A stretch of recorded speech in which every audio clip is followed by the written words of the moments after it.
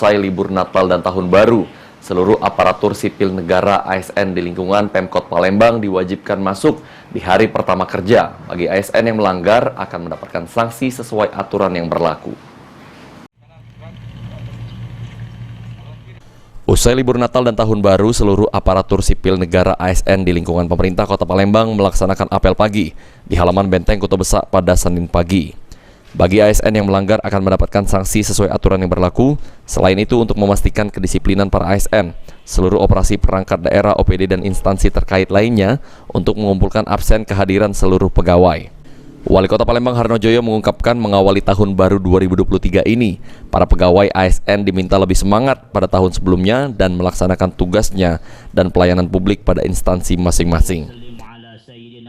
Laksanakan apel bersama ASN, non-ASN, honorer di Banten bisa.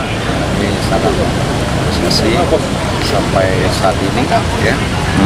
Di awal tahun ini kelihatan pada semua ya masuk kerja. Saya kira ini di awal yang baik di tahun ya.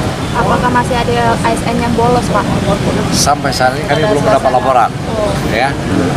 Kalau ada yang laporan dapat yang bolos itu gimana? Ya, kalau yang bolos itu kan habis libur, itu kita terapkan sesuai dengan aturan. Itu biasa. Abidin Riwanto, PAL TV.